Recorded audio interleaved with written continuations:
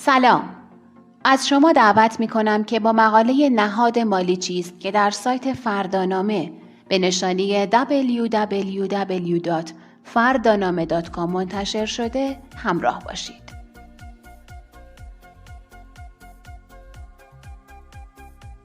نهادهای مالی به عنوان مؤسسات واسطه‌گری مالی شناخته میشن. هدف از تأسیس این نهادها برقراری ارتباط میان متقاضیان وجوه و دارندگان وجوهه. یکی از راه‌های افزایش ثروت و بهبود وضعیت مالی سرمایه گذاریه. در این بین به دلیل پیچیدگی‌های فرایند سرمایه گذاری نهادهای مالی ایجاد شدند. این نهادها با استفاده از تجربه و توانایی افراد خبره به سرمایه گذاری منابع مشتریان میپردازند و اونها رو از منافع این سرمایه گذاری منتفع میکنند. شرایط حال حاضر اقتصاد ایران در دهه‌های اخیر سرمایه گذاری رو امری ناگزیر برای ایرانیان کرده. از جمله این شرایط میتونیم به تورم مزمن و همچنین جهش‌های ارزی موجود در این اقتصاد نام ببریم. اما به دلیل تخصصی بودن فرایند سرمایه گذاری همه افراد جامعه دانش و توانایی لازم را برای انجام اون ندارن. به همین دلیل در پاسخ به این نیاز انواع مختلفی از نهادهای مالی شکل گرفتن تا نیاز متقاضیان را پوشش بدن و امکان استفاده از خدمات حرفه‌ای سرمایه گذاری را برای اونها ممکن کنند. در ادامه به بررسی این نهادهای مالی میپردازیم. با ما همراه باشید.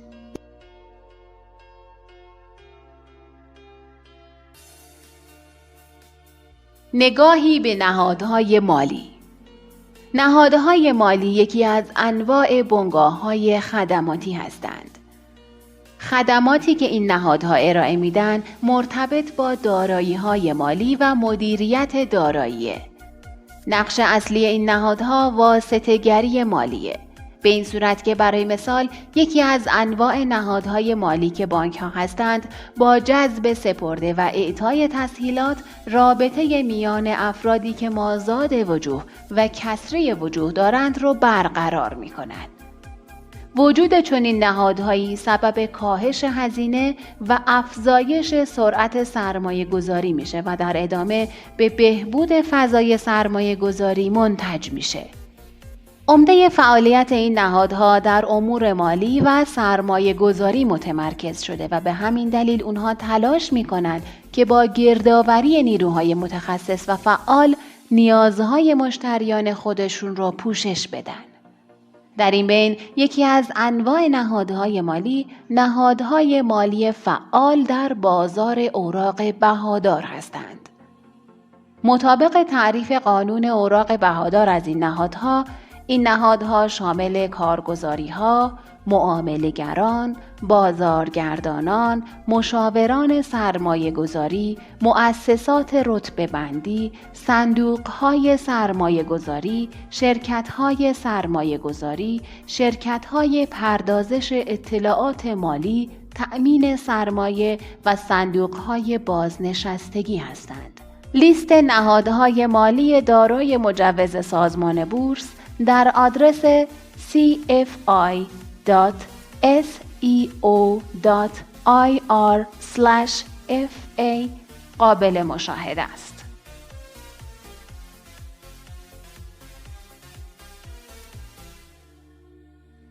انواع نهادهای مالی. با توجه به وظیفه اصلی نهادهای مالی که جمع‌آوری منابع افراد و سرمایه گذاری اونهاست، دامنه این نهادها بسیار گسترده است.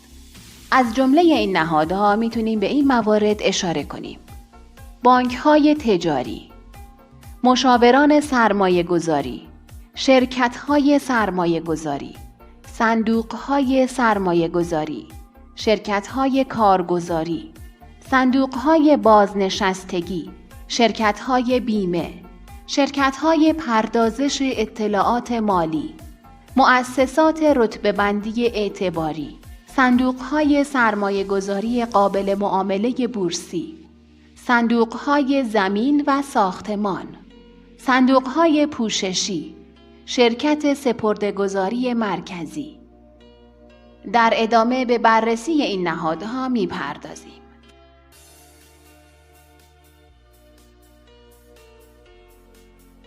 بانک تجاری. همونطور که اشاره کردیم، بانک‌های تجاری یکی از انواع مختلف نهادهای مالی هستند. مهمترین وظیفه این نهاد مالی جذب سپرده و اعطای تسهیلاته، اما در کنار اون خدمات دیگری همچون سرمایه گذاری خصوصی، مدیریت وجوه نقد، صدور حواله و غیره رو هم انجام میده. در حال حاضر بیش از 20 بانک تجاری در ایران فعالیت میکنند.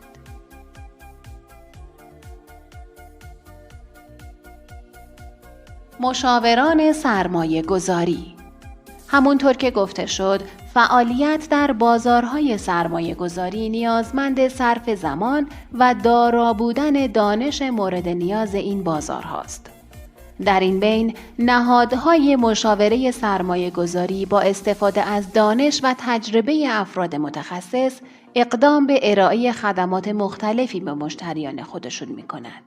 اما مهمترین خدمت این نهادها مطابق قانون اوراق بهادار عقد قراردادهایی با مشتریانشونه در جهت ارائه مشورت‌هایی در زمینه خرید و فروش اوراق بهادار. همچنین خدمات دیگری که این نهادها ارائه میدن شامل مشاوره در مورد روند قیمت‌ها، عرضه و تقاضای بازار، مشاوره در زمینه مدیریت ریسک و برگزاری دوره‌های تخصصی مرتبط با بازار سرمایه است.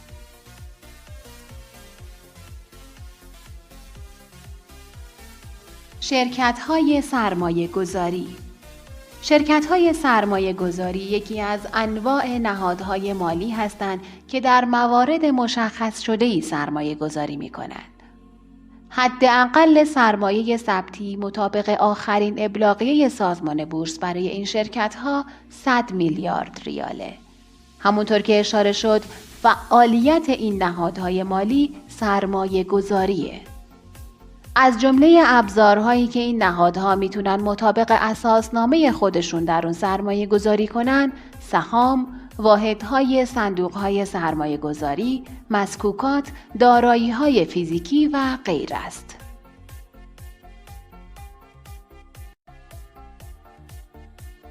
صندوقهای سرمایه گذاری. صندوقهای سرمایه گذاری هم یکی دیگه از انواع نهادهای مالی هستند. فعالیت اصلی این نهاد جمع‌آوری منابع از اشخاص حقیقی و حقوقی و سرمایه گذاری منابع یاد شده مطابق اساسنامه خودشونه. انواع مختلفی از صندوق‌های سرمایه گذاری وجود دارن که از جمله اونها میتونیم به درآمد ثابت، مختلط و در سهام اشاره کنیم. در حال حاضر بیش از 428 صندوق در ایران فعالیت میکنند و منابع تحت مدیریت این صندوق‌ها به بیش از 860 همت میرسه.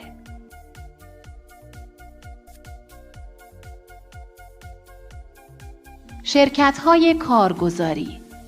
شرکت‌های کارگزاری مشابه یک واسطه میان خریدار و فروشنده اوراق بهادار عمل می‌کنند و سبب شکلگیری معامله میان اونها میشن. درآمد اصلی کارگزاران از محل کارمزد دریافتی اونها از معاملات مشتریانشونه. این کارمزد درصد مشخصی از مبلغ معاملات که توسط سازمان بورس مشخص میشه. علاوه بر خدمات یاد شده، کارگزاران خدمات دیگری را هم مثل مدیریت دارایی، خدمات مشاوره سرمایه گذاری، ارائه خدمات آموزشی و غیره را هم ارائه می کنند.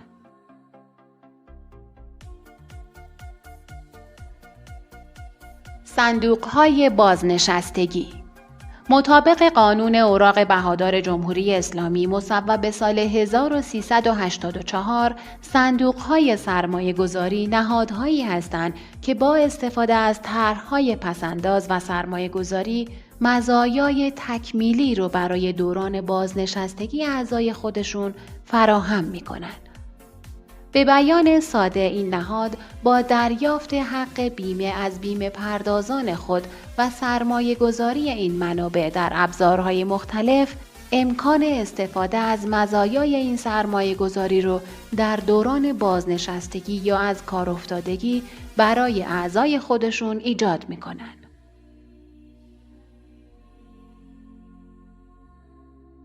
شرکت‌های بیمه. رسالت اصلی شرکت‌های بیمه پوشش‌دهی ریسک مشتریان خودشه. در واقع این شرکت‌ها با دریافت حق بیمه از مشتریان در رشته‌های مختلفی مثل بیمه درمان، عمر و حوادث امکان استفاده اونها رو در زمانی که به خدمات مورد نظر خودشون نیاز دارن فراهم میکنه. منابع به دست اومده از این طریق در ابزارهای مختلف سرمایه گذاری میشه و امکان استفاده از منافع اون برای مشتریان در آینده فراهم میشه.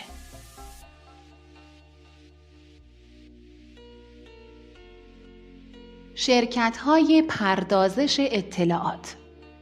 فعالیت در بازار سرمایه به دلیل پیچیدگی‌هایی که داره نیازمند اطلاعات صحیح، بروز و جامعه.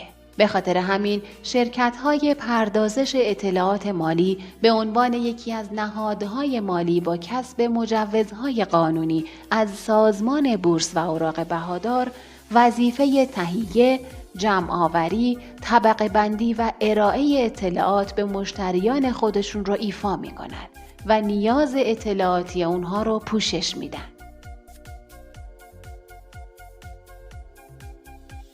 مؤسسات رتبه‌بندی اعتباری.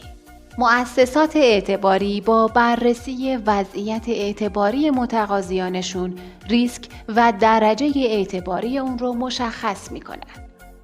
رتبه‌بندی شرکت‌ها به ترتیب از AAA به عنوان کمترین ریسک، AA کیفیت اعتباری بالا تا D به عنوان بیشترین درجه ریسک مشخص میشن.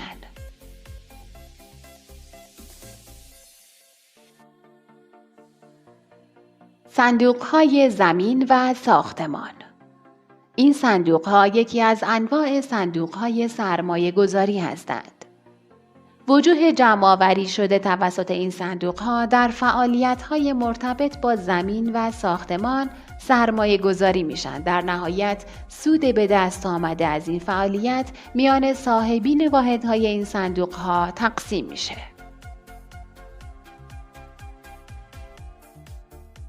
صندوق پوشش ریسک یا هج فاند.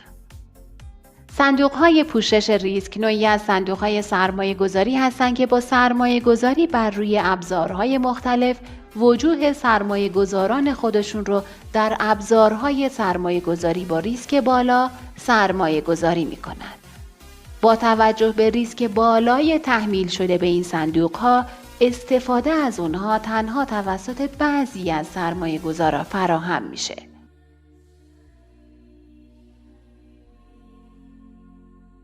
شرکت سپرده‌گذاری مرکزی و تسویه وجوه. شرکت سپرده‌گذاری مرکزی اوراق بهادار و تسویه وجوه خدماتی از قبیل ثبت اوراق بهادار و سهام جایزه سرمایه‌گذاران، توزیع سود نقدی و غیره را بر عهده داره. این نهاد زیر نظر سازمان بورس فعالیت میکنه و به عنوان یکی از مهمترین نهادهای مالی فعال در بازار سرمایه ایران شناخته میشه.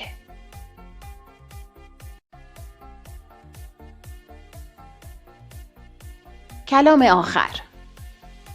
سرمایه گذاری رو تأخیر در مصرف فعلی برای دستیابی به مصرف بیشتر در آینده تعریف کردن.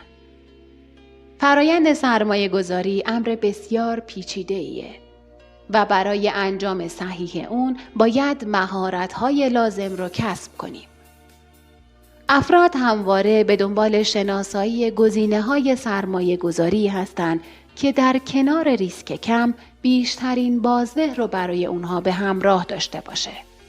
در این راستا نهادهای مالی ایجاد شدن تا این نیاز رو پوشش بدن. همونطور که مشاهده کردین، گستره این نهادها بسیار متنوعه و از صندوق‌های سرمایه‌گذاری تا بانک‌ها و شرکت‌های بیمه رو در بر می‌گیره. توی این مقاله تلاش کردیم که با این نهادها و سازوکار فعالیت اونها بیشتر آشنا بشیم.